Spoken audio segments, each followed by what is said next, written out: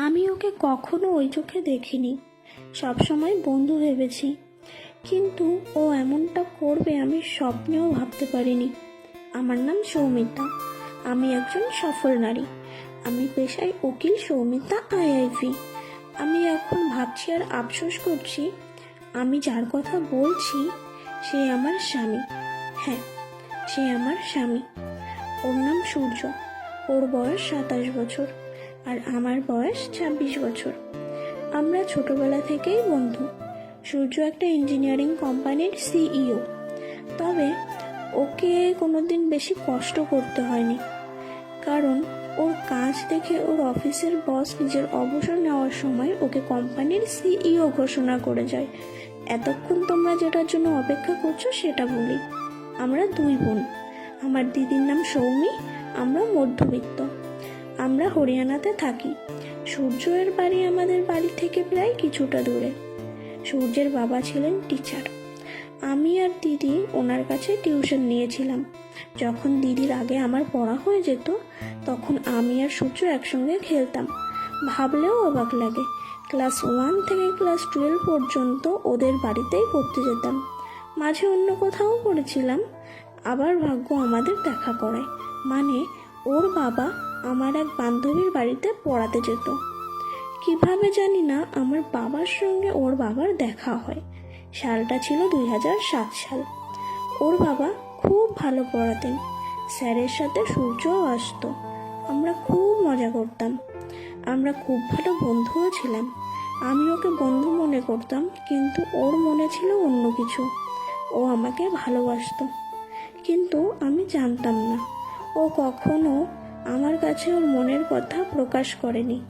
হ্যাঁ, তোমাদের মনে হতে পারে যে ও যদি আমার সাথে খারাপ কাজ করেছে, তাহলে আমি ওর নামে এত ভালো কথা কেন বলছি? আর কি করব বলো? হাজার হোক, ও তো আমার স্বামী। যা কিছুই হোক না কেন আগে, এখন আমি তো তারই বউ। আর বউরা কি তার স্বামীর নামে খারাপ কিছু বলতে পারে না লিখতে পারে? তোমাদের একটা গোপন কথা বলি, কোথাও না কোথাও আমি চাইতাম যে ওকে যেন আমি আমার জীবন সঙ্গী হিসাবে পাই, মানে ওকে যেন স্বামী হিসাবে পাই। ও যদি একবার বলতো, তাহলে আমি ওর জন্য সব কিছু করতাম। হ্যাঁ, ও আমাকে 1-2 বার লাল গোলাপ দিয়ে প্রপোজ করেছিল, কিন্তু তখন আমি কলেজে পড়তাম। আর আমি ওকে বলেছিলাম আমি আগে নিজের পড়াশোনা শেষ করে একটা জব করব, তারপরে এসব। কিন্তু তাই বলে তো এরকম কিছু করতে পারে না। আমার এসব ভাবতেও ঘৃণা হয়। আমি লেখার আগে ভাবছিলাম যে এই ঘটনাটা তোমাদের কিভাবে বলবো। এবার আসল ঘটনায় আসা যাক। এবার বলি, দিনটা ছিল ভ্যালেন্টাইন্স ডে। আমার কলেজের 2য় বছর। আমার আর ওর কলেজ ছিল পাশাপাশি। সেদিন ভ্যালেন্টাইন্স ডে ছিল বলে আমাদের 2 কলেজের কিছু স্টুডেন্ট মিলে একটা পার্টির আয়োজন করেছিল। সেই পার্টিতে আমরা সবাই গিয়েছিলাম, এমনকি সূর্যও গিয়েছিল। সবাই পার্টিতে ডান্স করছিলাম। হঠাৎ করে কেউ একজন আমার জামায় ড্রিঙ্কস ঢেলে দেয়। ডিস্কো লাইটের জন্য মুখটা দেখতে পাইনি। আমি চলে গেলাম জামাটা পরিষ্কার করতে। আমার যাওয়ার আর আসার সময়ের মধ্যেই সূর্য আর ওর বন্ধুদের মধ্যে কিছু একটা নিয়ে ঝামেলা হয়। আমি জামাটা পরিষ্কার করে ফিরে এলাম। আমি ফিরে আসার পর সূর্য আমাকে একটা জুস দিল।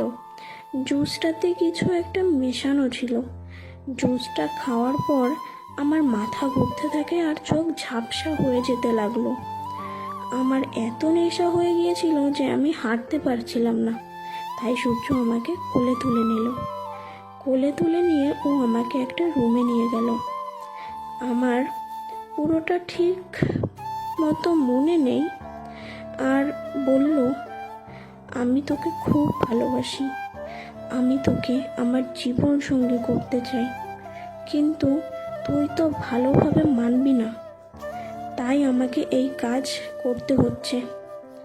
বিশ্বাস কর, আমি তোকে খুব ভালো রাখবো, পুরো রানীর মতো। এটা বলে ও ওর জামা খুলতে লাগলো। সূর্য যৌন মিলনের চেষ্টা করতে লাগলো। আমি আমার পুরো শক্তি দিয়ে ওকে আটকানোর চেষ্টা করলাম, কিন্তু ওকে আটকাতে পারলাম না। সূর্য 2-3 ঘন্টা ধরে ও যা ইচ্ছে করলো আমার সাথে। আমি শত চেষ্টার পরেও ওকে আটকাতে পারলাম না। যেহেতু আমরা দুইজনে হোস্টেলে থাকতাম, তাই বাড়ির লোকের ভয় ছিল না। আমি ভেবেছিলাম কিছুই হবে না হয়তো। কিন্তু ওই ঘটনার 1.5 মাস পর হঠাৎ একদিন কলেজে আমি মাথা ঘুরে পড়ে যাই, আর সবাই মিলে আমাকে ডক্টরের কাছে নিয়ে গেল। আর আমি জানতে পারলাম যে আমি প্রেগনেন্ট। আমার বিশ্বাস হচ্ছিল না। আমি যেন আকাশ থেকে পড়লাম। কলেজের স্যার আমার বাড়ির লোককে খবর দেয় আর সবটা বলে দেয়। আমাকে বাড়ি ফিরিয়ে আনার পর সবাই আমাকে প্রশ্ন করতে লাগলো, এসব কি করে হলো, আর ছেলেটাই বাকে। আমার তো কিছুই মনে নেই ঠিক মতো, তাই আমি চুপ করে সব কিছু সরে গেলাম।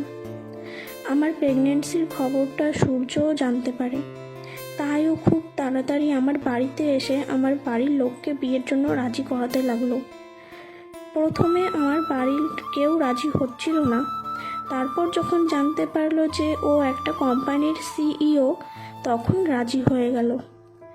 আমি তো এসব দেখে কিছুই বুঝতে পারছিলাম না যে সূর্য আমাকে কেন বিয়ে করতে চাইছে। বিয়ের পর ফুলশয্যার রাতে সূর্য আমাকে সব সত্যি কথা বলে দিল। আমি তো কথাগুলো শুনে অবাক, ওর দিকে তাকিয়েছিলাম অবাক হয়ে।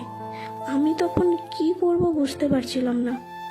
এরই মধ্যে সূর্য লাইট অফ করে দিয়ে বলল, ঘুমিয়ে পড়ো, তোমার এখন রাত জাগা উচিত নয়। তারপর আমাকে জড়িয়ে ধরে ঠোঁটে চুমু খেয়ে বলল, আমি তোমাকে অনেক ভালোবাসি। তারপর ওর বুকের ওপর আমাকে মাথা রেখে ঘুমোতে বলল। তো বন্ধুরা, আমার গল্পটা কেমন লাগলো? আজকের গল্পটা ছিল এই পর্যন্ত। কেমন লাগলো কমেন্ট করো। আর হ্যাঁ,